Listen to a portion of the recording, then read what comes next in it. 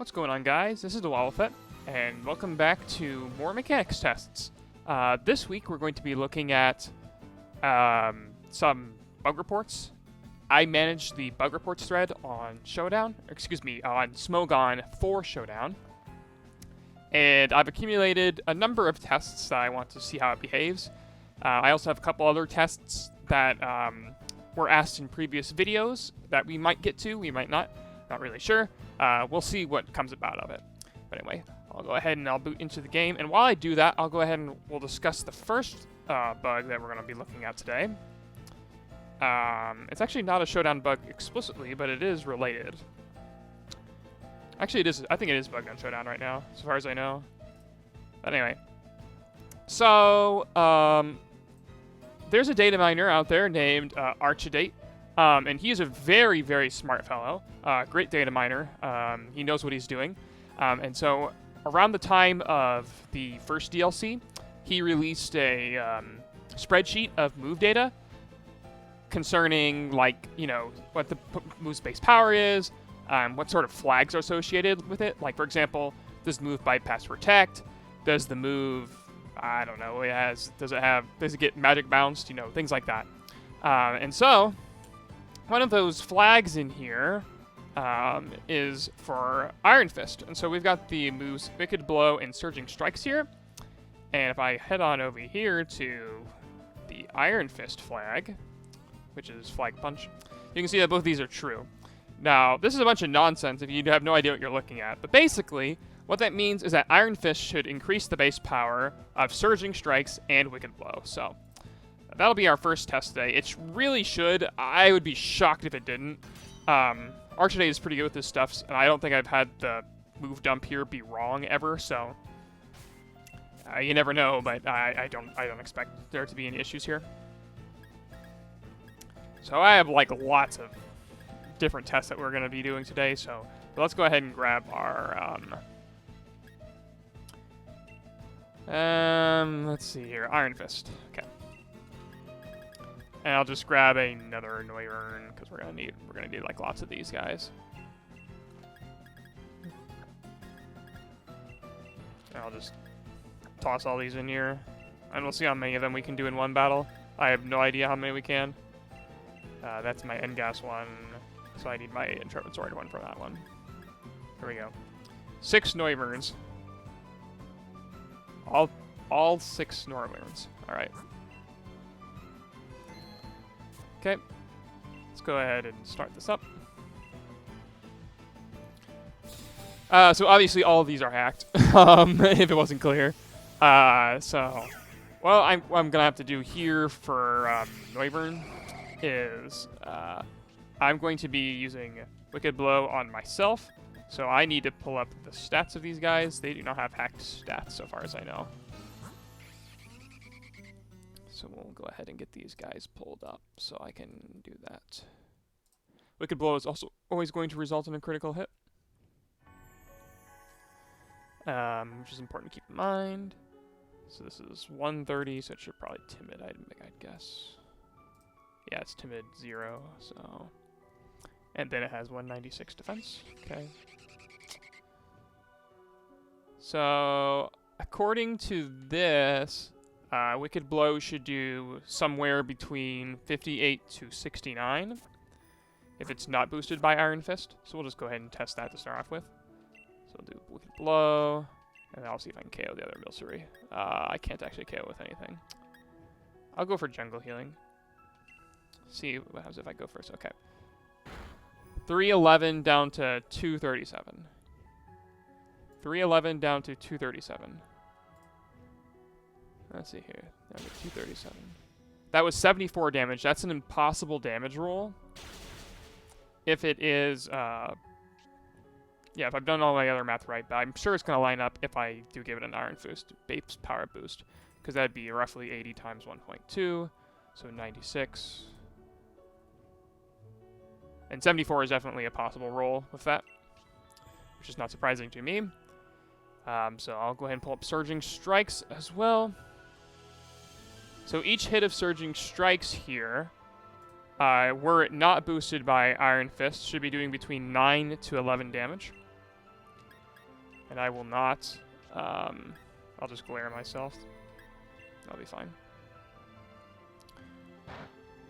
293 down to 282, down to 270. So one of those did 12. So that's again an impossible damage roll.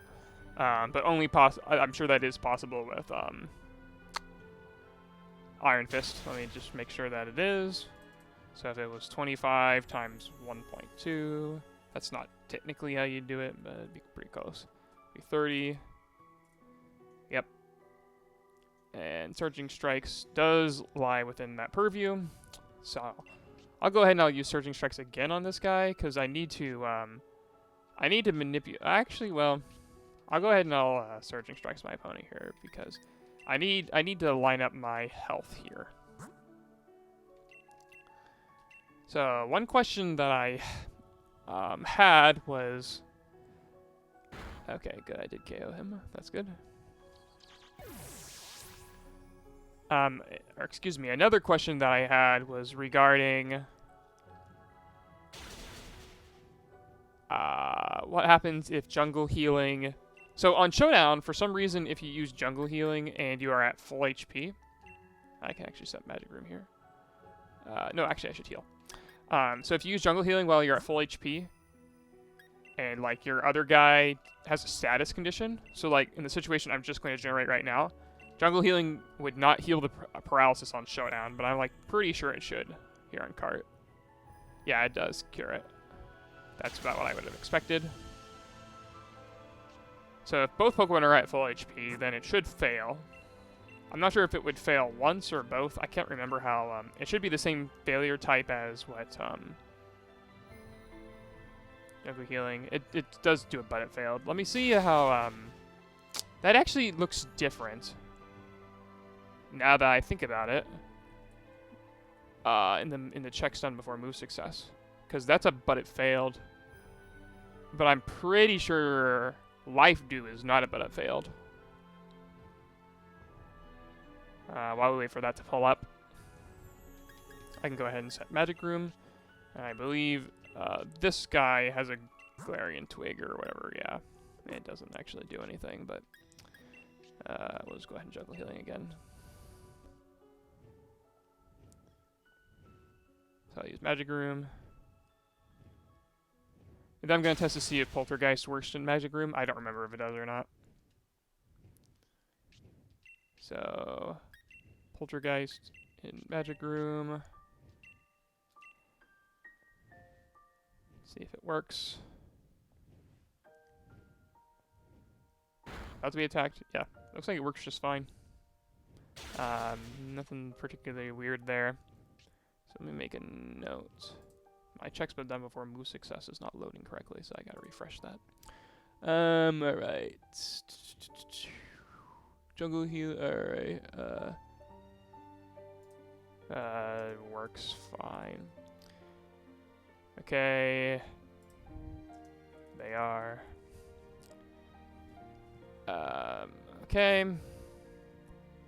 So yeah, alright, we've got all that ready. Let me look at Jungle Healing's failure. Or Life Dew's failure.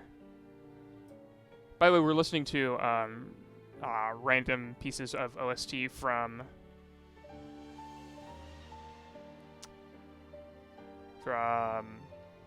the Bravely Default video game. It's very pretty, I think. It reminds me a lot of Xenoblade Chronicles.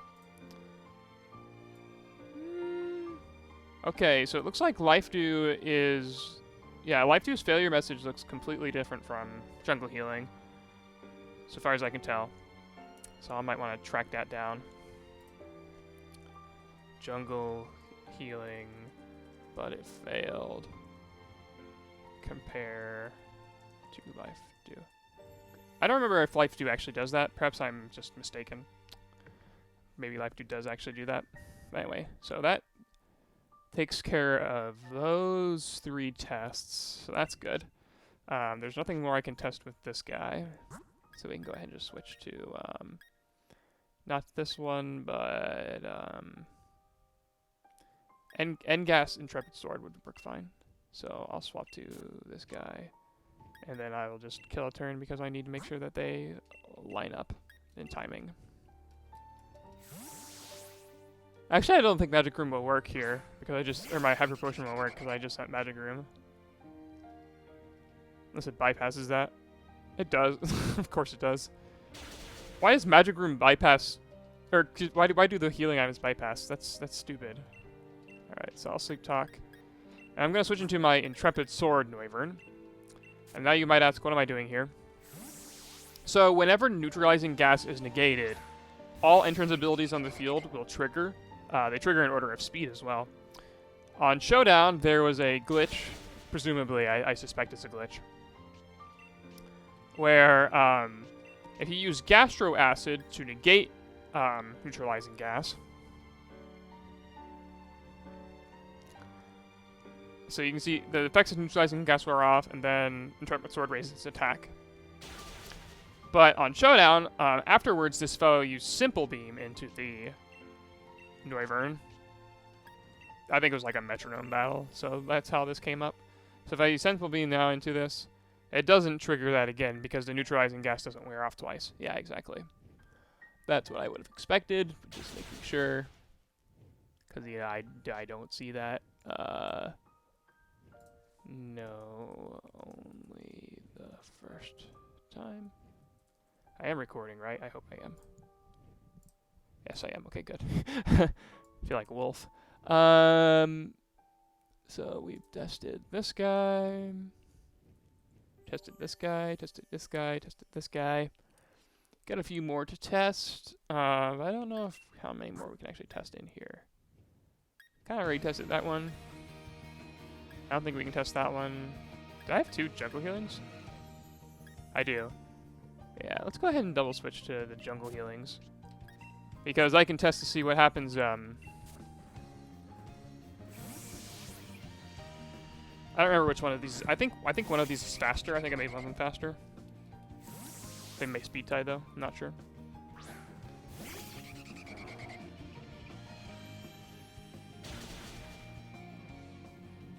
Let's see if they do speed tie or not. Could be relevant. Okay, they don't. I was smart. All right, so my guy on the left is faster. So I'll just go ahead and I'll glare this guy, and I'll also glare this guy. And I'll just wait until he damages my other Noivern.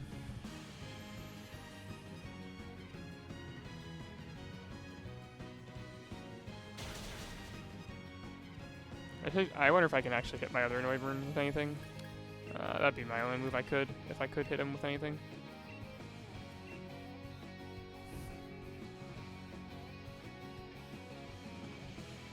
Nice, okay.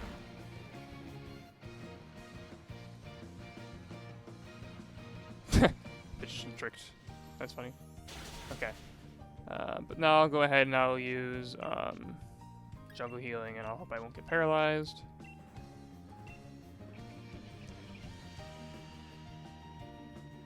Okay. Okay, so it heals. Noivern left, then Noivern right, which is not surprising to me.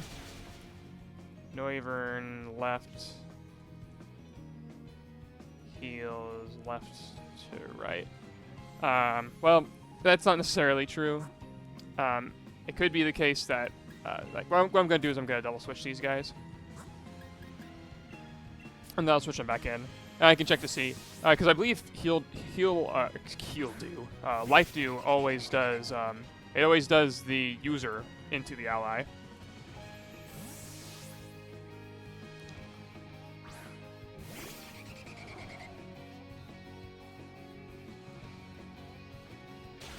So now I'll put the paralyzed one on my left, excuse me, on my right side. So this guy, and then we'll do this guy.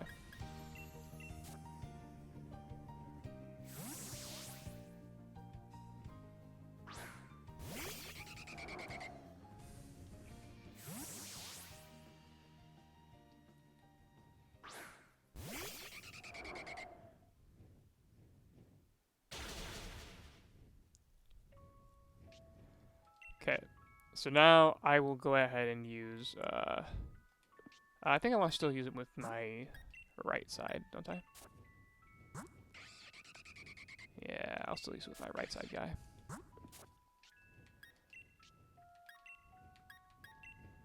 Yeah, it's okay, it's okay. I shouldn't run out of jungle healings.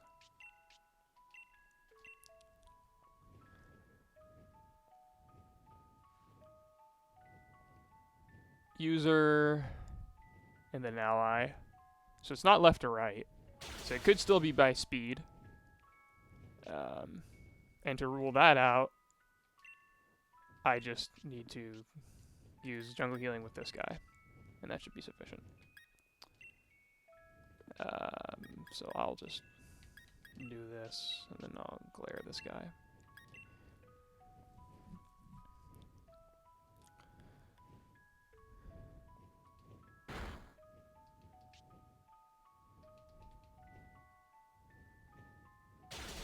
Nice, okay. So now if it is still user to ally, then we could test out that really quick. Because if I use jungle healing now, I'm definitely slower with that guy. So I'm slower both in natural speed and also in then turn order speed. Yep, I can see I move first, and it does that guy, and then does that guy. So it always heals user to ally. So it's not speed based, which is not surprising to me. Yeah, I'm still surprised about the but it failed bit, but let's see here. Is there anything more to test with these guys? I don't think so. I believe I've pretty well ransacked these guys about as far as I can get. So we'll go in with round 2 of testing.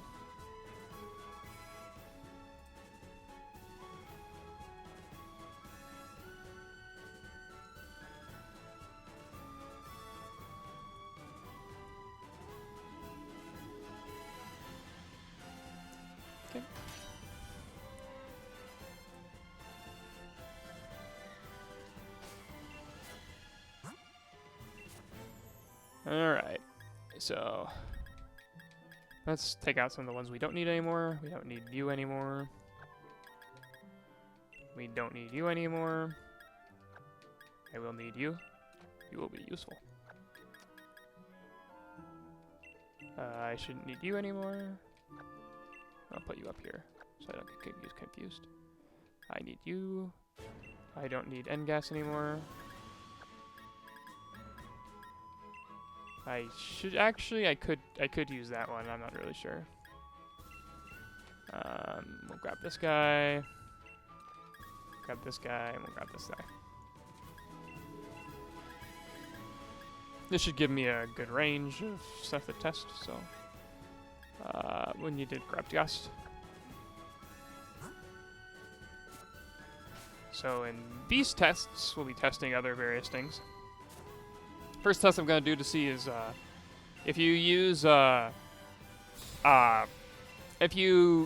fly into some target, do you consume PP on the turn you use fly or the turn that fly comes down? I'm pretty sure it's the turn that fly comes down. And so to test this, what I'm going to do is I'm going to go ahead and skill swap this Swirlix with pressure. And so now the Swirlix has pressure. And what I'm going to do is I'm going to use fly into it. And then I will use Gust on my ally Fletchling to test to see. It'll KO my Fletchling. But this will be a good way of interrupting the attack.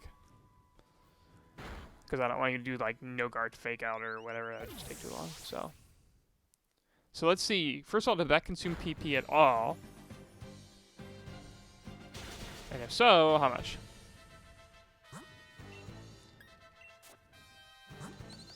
And you can see here it did consume 2 PP. So it actually is on the turn you go up. So let me make a note of that. I also want to test something else related to that. So I'm just going to go ahead and close out.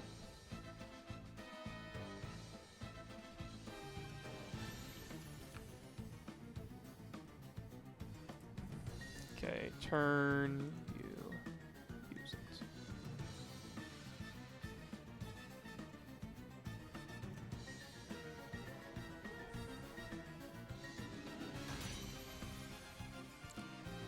I hope I did save. I'm pretty sure I did.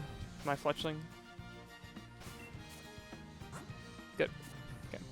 So now, just to triple prove it, what I'm going to do is I'm going to use fly and then skill swap pressure. Because that should rule it out for sure. So I'm going to use fly first, then I'll skill swap the pressure. And so I should only lose 1 PP on when it comes down.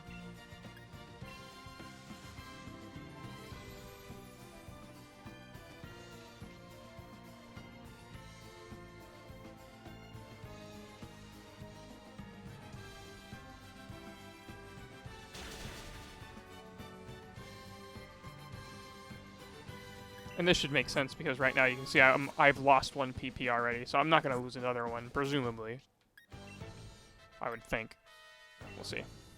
I'll go ahead and KO the other guy. I don't know how the AI works, if they'd actually target Fleshling there or not. Probably not, if I had to guess. Oh. Well, I can see that I didn't reduce, so. KOing is a mistake. No. Okay, that's not too many.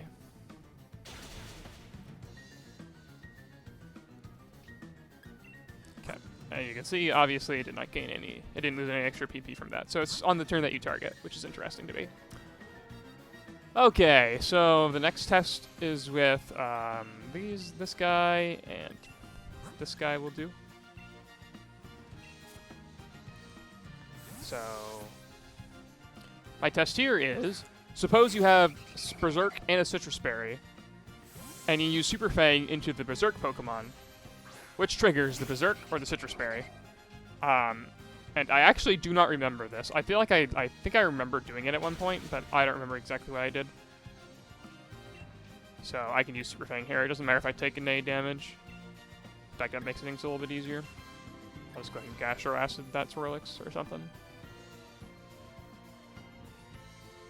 Let's see here. Super Fang, Berserk triggers, and then Sitrus Berry.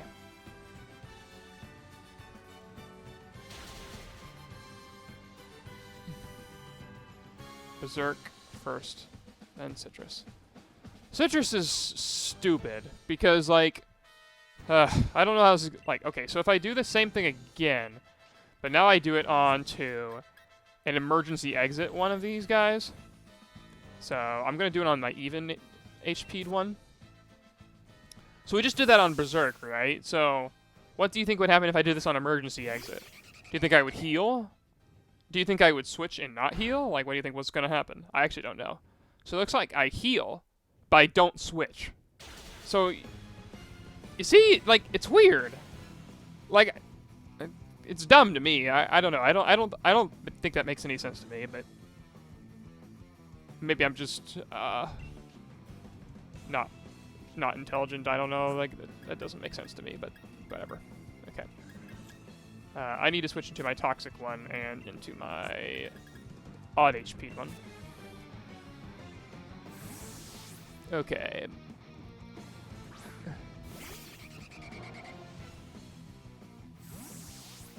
Okay.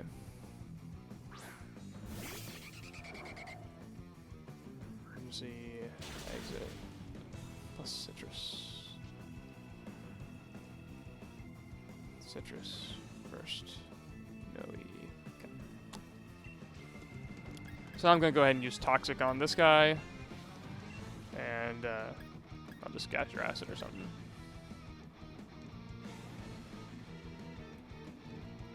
Good, I hit. Okay. Hey, just to verify, I'm 99% sure that emergency exit will actually trigger here. Like, it's not just, like, it's not Galaxipod exclusive ability or anything. I'm pretty sure you can, like, skill swap it around. So if I Super Fang here, I should trigger out. Yep. Easy enough to verify. None of these other guys are useful, so. I think at this point I'm just waiting for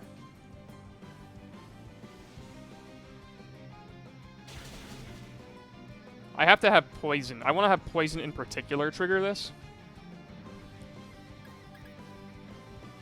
Just spam Poltergeist, that'll work.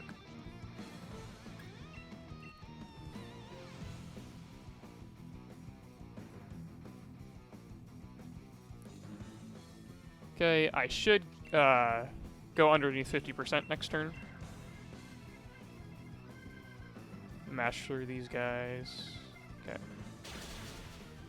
Alright. Yep, I go under 50%. I heal with Sitrus.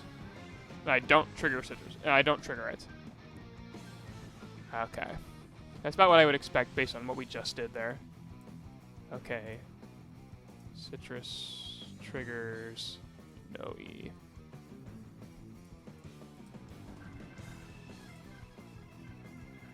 Okay. Yep. Alright, that pretty well covers all of those, which is pretty good. That was some good timing, honestly. I did pretty good with there.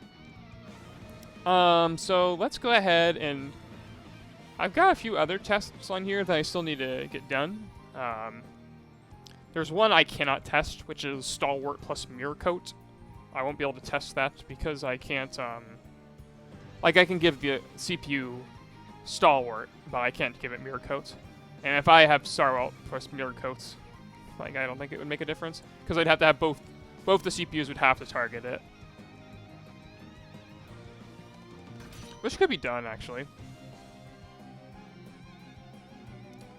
But it'd be tricky. So, one of the things I was going to test was with this guy. Yep, big level Aegis Slash. So, a couple people wanted me to test from my level, like my over level 100 video. Well, yeah, we'll test this one first. And then I think I'll test another download mechanic. And then there's a couple others that I can't test very easily, so.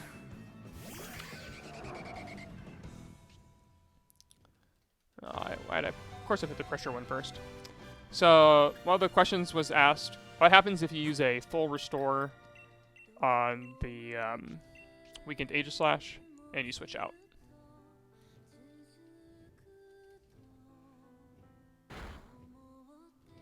So, now that I've healed my Aegis Slash, does it, like, keep the HP if I switch out again?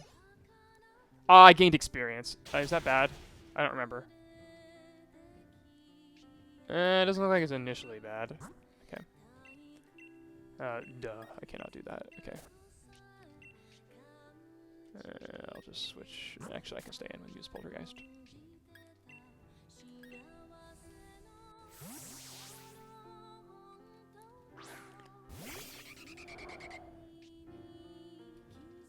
Of course I switch into the ones with entrance abilities. Okay, so if I switch back to my Aegis Slash, do I still have like a 600 something HP, or do I only have 72?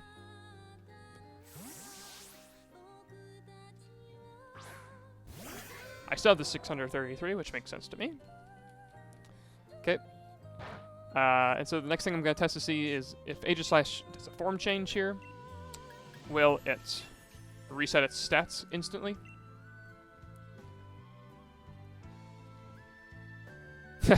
Oh.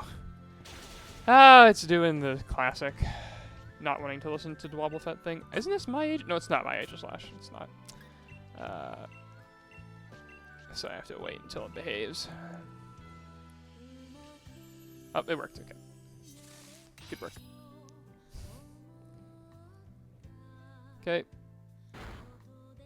I didn't just OHKO it, so that implies to me, yep, it did change to a level 20 Aegis Slash with regular stats again. No big surprise to me there. That's about exactly what I would have expected. So I think for the last test that we'll do today, it'll be, this was a very clever question by Urkarab. Urkarab is a Showdown developer. Very, very clever with battle mechanics. Urkarab is great at being able to read code and understand exactly what it's supposed to do, or understand what the code's doing. So he's really, really good at nuances. Like, he's phenomenal at being able to, like, work out very, very minor details. He's great with that. He also runs his own shut-on server, so far as I know. So whenever he submits mechanics tests, like, I remember, like, he like, fixes, like, triples bugs, which hasn't been relevant for, like, 2 generations, because that's just something that he's interested in, which I think is cool. So I need download, and then I'll grab,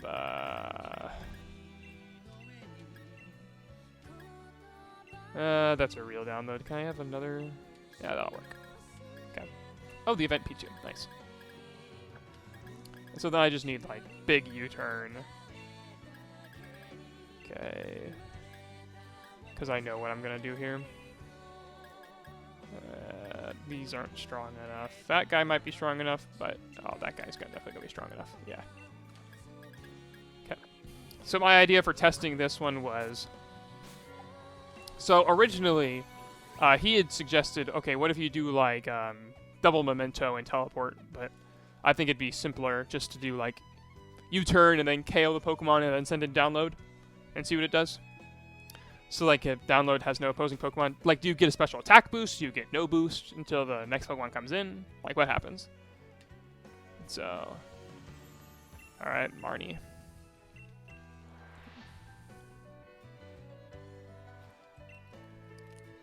Marnie is helpful in tests because she's the only rebattable, like, only trainer that you can very easily rebattle that has dark types, which is useful for Prankster. Don't fake me out. No, Marnie. That's the other thing I don't like about Marnie. Also, singles is way harder to set up stuff in than doubles. Bunk. Alright, so now I'll send in my download mon. And we'll see if I gain nothing.